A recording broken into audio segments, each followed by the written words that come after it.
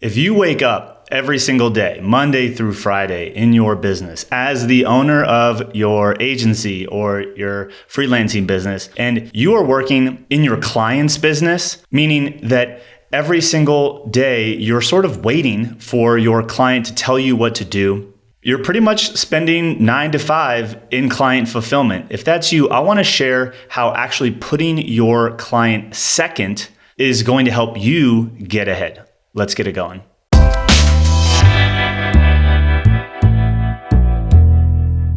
What's going on, guys? Greg here with Alt Agency at altagency.com. And I wanted to share something, a principle from a book that I'm reading. Is really geared towards building a company that can run without you. A key principle in there that's really geared towards doubling your income that can actually help you escape fulfillment. So the book I'm reading right now is called The Self-Managing Company by Dan Sullivan. Self-Managing Company, that sounds like something we should all want, right? In that book, he made this comment: to double your income, you have to double your free time, as counterintuitive as that may seem. To double your income, you have to double your free time. And in this book, they talk about different types of days as the owner in your business: free days, focus days, and buffer days. Focus days are the things that you're working on that will move your business forward. Buffer days are the days that will be you spending time preparing for the focus days. And then free days are kind of obvious. You don't work at all, and it's geared towards re-energizing and freshening up to come back to do the buffer and the focus days. In this kind of chapter that I'm reading, he's talking about the difference between, free days, focus days, and buffer days. And he says when it comes to organizing your week as an owner that wants to double their income, and maybe that's not your goal, maybe you want to triple it, whatever that goal is, if you want to grow in your business, we need to start building a business that can run without us. And so he talks about how you need to organize your week. And he basically recommends that you should book your vacation time first.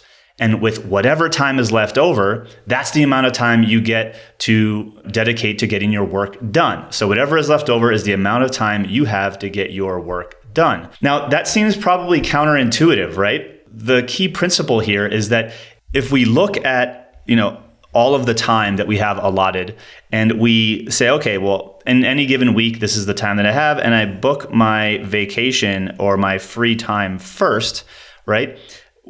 This area over here is the space that we have now left to get work done. This is called a constraint.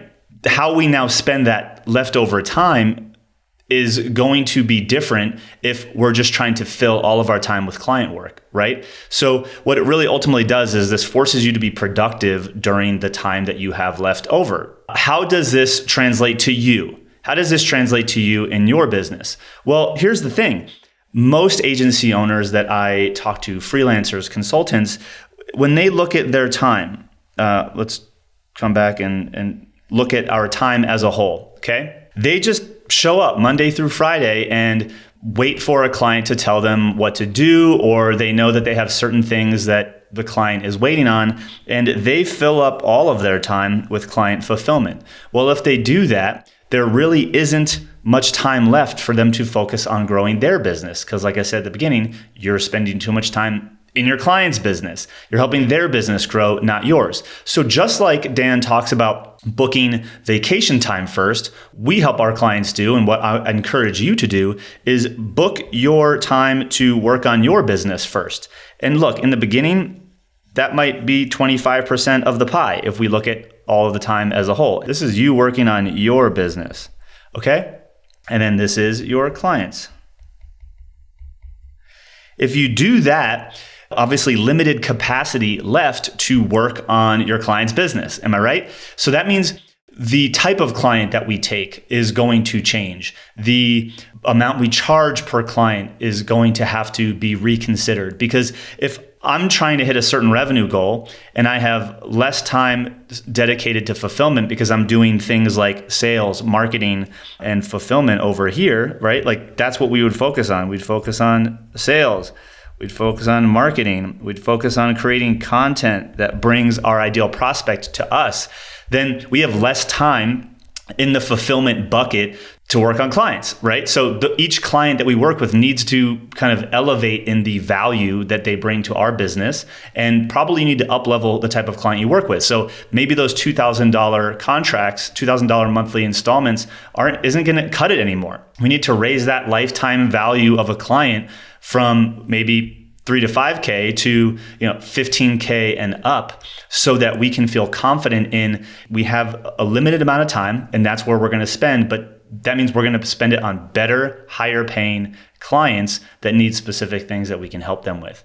When this comes back to you, what does that look like, right? What does your pie look like? Right now, maybe you don't spend any time on sales and marketing, right? And then that's why you're living feast or famine. You're waiting for a referral, and you have a lot of up and down in your business. So the first step for you might be just a little sliver each and every week. It might be a half a day. It might be 1 day or 2 days. Something interesting that Jerry Seinfeld said is that, if you want to be a writer, you just don't write every day. Shakespeare didn't write all day. You have to have a beginning and an end to the writing session. So you have to write for 90 minutes. And at the end of the 90 minutes, you're done. You move on to the next thing. And fulfillment for your clients needs to become the same.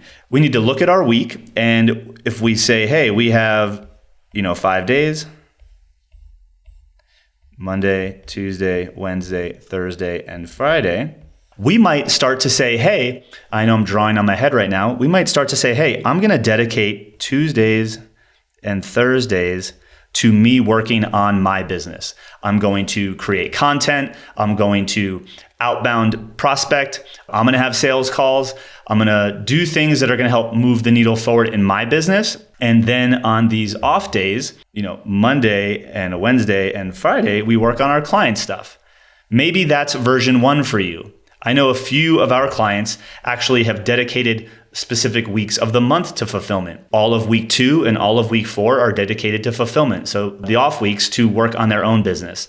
Whatever it means for you, we need to start creating the boundaries of when you'll work on your clients' time. Because if this whole pie is filled from your clients, you're never going to have the opportunity to grow your own business. So the piece might start here, but over time, maybe it gets to here, and that'll create some constraints for who you need to hire next, the type of client, et cetera, et cetera, et cetera.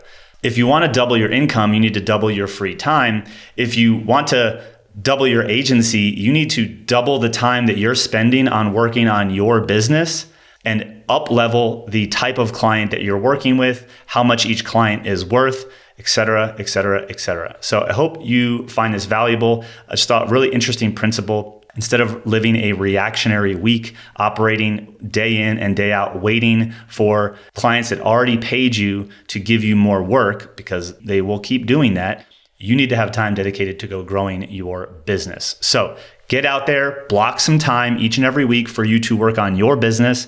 Maybe it's a half day to start, but we got to start increasing that from where it is right now, each and every month moving forward if we want to grow. See you in the next one.